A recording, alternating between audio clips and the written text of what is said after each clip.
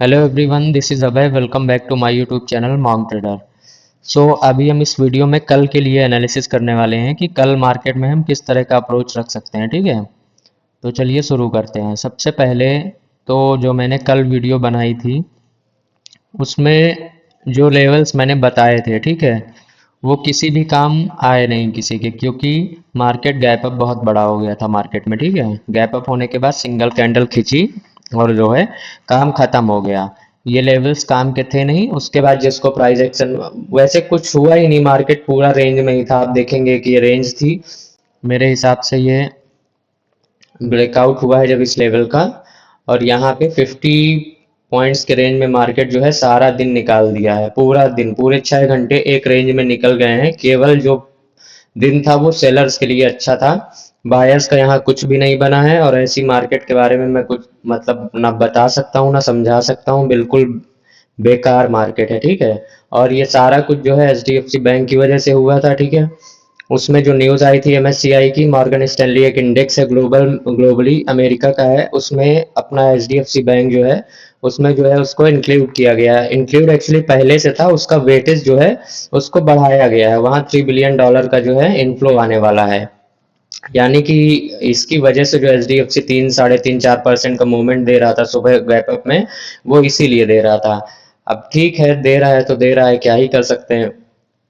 वैसे 30,000 करोड़ का स्टॉक है, कैपिटल साइज है उसका, इतना 30,000 करोड़ होता है जा करके, उसमें जो है ये 3 बिलियन क्या ही कर लेगा। ठीक है, लेकिन ठीक है, जो हो रहा है ठीक है ना। हम लोग को क्या ध्यान रखना है कि मार्केट इतना ऊपर है, कल निफ्टी की एक्सपायरी है।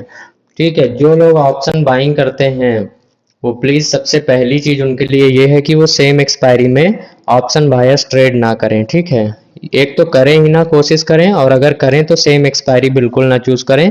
अदरवाइज ये मार्केट कहाँ से घूमेगा ना, ऐसे आप समझ नहीं पाओगे। जा तो ऐसे ऐसे रहा है, जबरदस्ती इसको टांगा जा रहा है। देखो आज सारा दिन ये इस तरह से चल रहा था, कोई बाय ही नहीं कर रहा है, तो ऊपर कहाँ से जाएगा भाई। जब जबरदस्ती टांगोगे, कोई बाय ही नहीं करेगा, तो कहाँ से ऊपर जाएगा। लेकिन अगर सपोज करो यहाँ पे आज सेलर्स ने अपना माल डंप किया होगा थोड़ा थोड़ा थोड़ा थोड़ा करके, तो ये ना ऐसे टूटेगा ऐसे, और आप बाय करके बैठेंगे ना, फिर रोना पड़ेगा। पैसा बचा नहीं पाएंगे आप, आपको लॉस ही बुक करना पड़ेगा, 1 रुपए नहीं बचेगा पोजीशन में। तो सबसे अच्छी बात है कि आप अपनी पोजीशन को क्या कहते हैं, नेक्स्ट एक्सपायरी में शिफ्ट करके ही ट्रेड करिएगा अगर आप बायर हैं। अदरवाइज ट्रेड मत करिएगा अगर आपको कम एक्सपीरियंस है, लेस एक्सपीरियंस है। क्योंकि आज का पैटर्न थोड़ा सा रिवर्स हुआ है मार्केट में। वो मैं क्यों बोल रहा हूँ, मैं इसलिए बोल रहा हूँ, देखिए रोज यहाँ पे मार्केट में ना सेलिंग आती थी डेली 3 PM के आसपास। देखो यहाँ पे सेलिंग है, यहाँ पे सेलिंग है, और पीछे का आप देखोगे यहाँ पे प्रॉफिट बुकिंग है। ऑलवेज आपको दिखेगा यहाँ प्रॉफिट बुकिंग हो रही थी 3 3 बजे के करीब। ठीक है, ये देखो।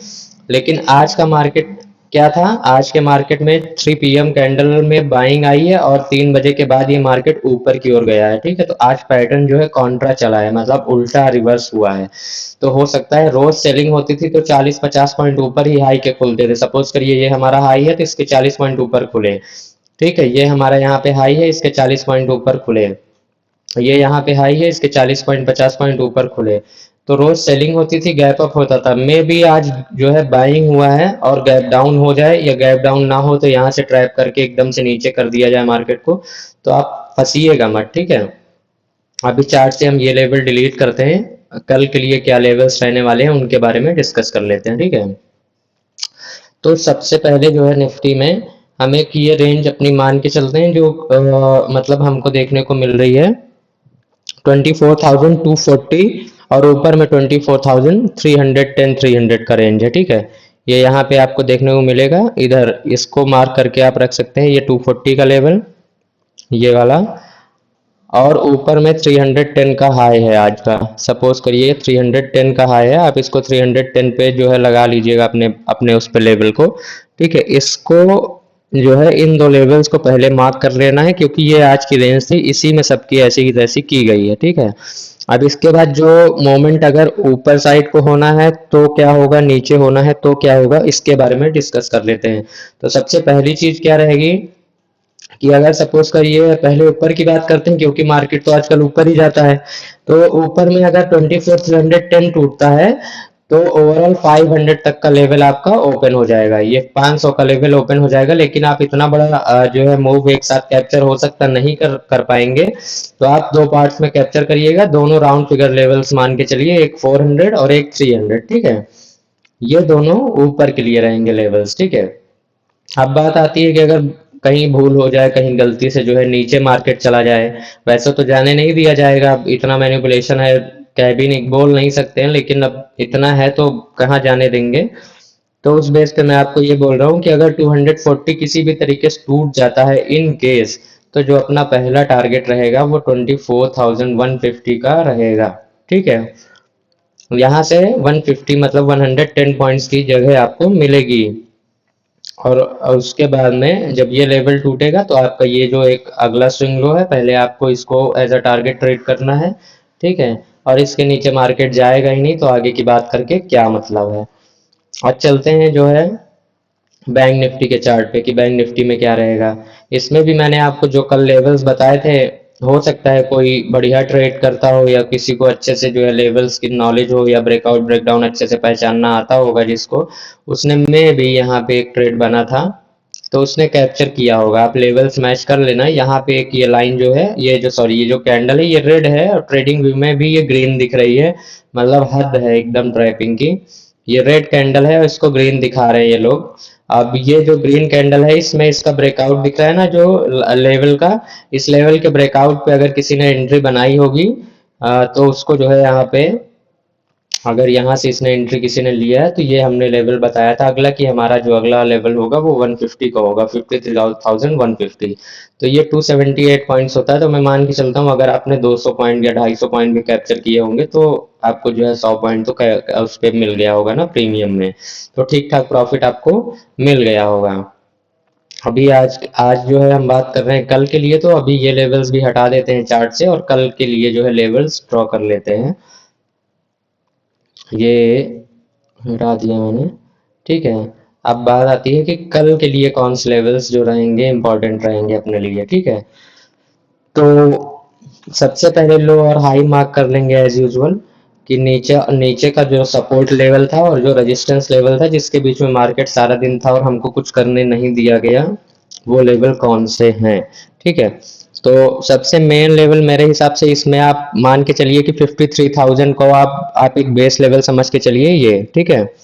53,000 जब तक नहीं टूटता है, टूटने के बाद कैंडल सस्टेन करने के बाद एक दो कैंडल आप वेट भी चाहें तो कर सकते हैं क्योंकि ट्रैपिंग हो सकती है, मतलब आप फंस सकते हैं बाई करने में।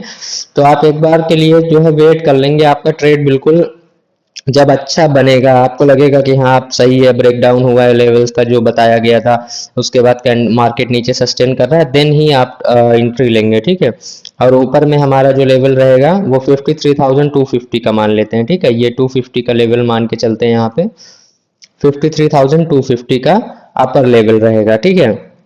अब अगर सपोज करिए गलती से जो है ये 53,000 का लेवल टूट जाता है तो हमारे पास जो नीचे के टारगेट्स रहेंगे वो रहेंगे 52,750 के, ठीक है, 52,750।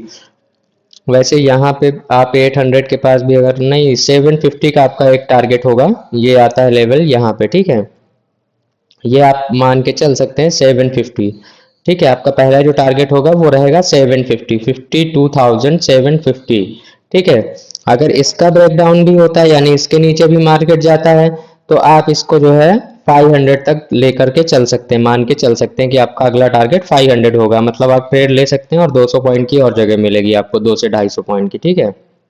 अब बात आती है कि अगर मार्केट ऊपर जाता है, क्योंकि उसका तो रिचुअल है ऊपर जाने का, ऊपर जाएगा ही जाएगा, तो ऊपर जाता है तो पहला टारगेट हमारा जो रहने वाला है वो रहने वाला है 500 का, ठीक है। 53,500 इन केस मार्केट ब्रेकआउट करता है 53,250 का, तो ठीक है पहला टारगेट रहेगा 500। उसके बाद सेकेंड टारगेट की बात आती है, अब तो मार्केट अगर ब्रेकआउट करता है, यहाँ पे अनचार्टेड टेरिटरी में चार्ट है, अगर आपको फिबोनाची एक्सटेंशन वाला टूल ड्रॉ करना सही से यूज करना आता है तो उसके थ्रू आप लेवल्स निकाल सकते हैं। अगर नहीं आता है तो मेरे चैनल में उसकी वीडियो है, मैं डिस्क्रिप्शन में उसकी लिंक भी डाल दूंगा, आप उसको देख लेंगे तो आपको अच्छे से उसकी नॉलेज हो जाएगी, ठीक है। अब अगर 500 का ब्रेकआउट होता है तो आप छोटे छोटे टारगेट्स में जो है टारगेट लेकर के अपना चलेंगे। 3650 या 700 का आप टारगेट एक ले लेंगे, ठीक है। 700 हो गया, ऐसे 850, 55, 54,000 ऐसे आप चल सकते हैं, ठीक है, ऊपर के लिए। इतना मैं ड्रॉ कर रहा हूँ क्योंकि एक्सपेक्टेशन है कि इतने इससे ज़्यादा ऊपर नहीं जाएगा मार्केट। अगर जाता है तो यहाँ पे कोई बैक साइड लेवल्स है नहीं चार्ट पे, ठीक है। वो आपको एज यूजुअल आपको अपने आप निकालने पड़ेंगे। 100, 200, 200 पॉइंट, 150 पॉइंट का आप बफर लेके ट्रेड ले सकते हैं, ठीक है। इसके अलावा कुछ भी नहीं है बताने को, ठीक है। ना मैं इसके बारे में और कुछ बोल सकता हूँ, ना आपको कुछ और बता सकता हूँ, क्योंकि यहाँ पे ना पीछे कोई हिस्टोरिकल डेटा है अपने पास, ठीक है, ना कुछ है। बस केवल हम एक चीज ही बता सकते हैं कि मार्केट ऑल टाइम हाई पे है। तो प्लीज सब लोग ये ध्यान रखेंगे कि जो भी ट्रेड्स निफ्टी में करने वाले लोग हैं वो सेम एक्सपायरी में नहीं करेंगे, ठीक है। ये सेम एक्सपायरी में ट्रेड नहीं करेंगे, नेक्स्ट एक्सपायरी में ट्रेड करेंगे, वो सही रहेगा। और बैंक निफ्टी में आप सेम में भी कर सकते हैं। वैसे मैं यही सजेस्ट करता हूं कि आप हमेशा ट्रेड जो करिए, जिस एक्सपायरी में आप ट्रेड कर रहे हैं उसमें कभी भी मत एंटर करिए। उसकी एक्सपायरी आज है या नहीं है इससे कोई मतलब नहीं है, ठीक है। आप हमेशा नेक्स्ट एक्सपायरी में शिफ्ट होकर के ट्रेड लीजिए, आपका सही रहेगा। क्यों? क्योंकि वहां पे डीके कम होता है। जैसे आज की मार्केट थी ना, इस रेंज में ऐसे ऐसे ऐसे ऐसे कर रही थी, ऐसी मार्केट है, सेम एक्सपायरी में ट्रेड लेके बैठेंगे, इतना डिके होगा, आपका प्रीमियम बिल्कुल नीचे पहुंच जाएगा। लेकिन आप यहीं पे जो है अगर नेक्स्ट एक्सपायरी में ट्रेड लेके बैठेंगे तो आपका प्रीमियम इतना ही पहुंचेगा, यानी आधा ही डिके होगा। अगर सेम एक्सपायरी में 100 का प्रीमियम 50 हो रहा है या 30 रुपए हो रहा है, तो नेक्स्ट एक्सपायरी में जो 100 का प्रीमियम होगा वो आपका 65 या 70 तक ही पहुंचेगा। मतलब आपके यहाँ 100 में 65 रुपए सेव हो जाएंगे। लेकिन सेम एक्सपायरी में आप बैठेंगे ना तो केवल 65 रुपए चला जाएगा, आपका बचने वाला जो पैसा है वो 30 रुपए बचेगा, रुपया। और नेक्स्ट एक्सपायरी में जो आपका बचने वाला है वो 65-70 रुपए है, जाने वाला 30 है। तो सेम अपोजिट होता है क्योंकि वहां पे डीके कम होता है, ठीक है। तो मैं होप करता हूँ सबको मैंने जो समझाया है वो समझ में आ गया होगा, ठीक है। जिनको वीडियो अच्छी लगती है प्लीज़ वीडियो को लाइक कर दिया करें। जो लोग चैनल पे नए हैं वो चैनल को सब्सक्राइब कर दिया करें। और वीडियो में कुछ नहीं समझ में आता है या जो भी अच्छा लगता है पार्ट, वो आप कमेंट करके बता सकते हैं, ठीक है। इतना जरूर कर दिया करिए, लाइक कमेंट सब्सक्राइब, ठीक है। और हो सके तो अपने सर्कल में या फ्रेंड्स को जो ट्रेड करते हैं या करना चाहते हैं, मार्केट के बारे में सीखना चाहते हैं, उनको चैनल शेयर कर दिया करिए। Okay, thank you.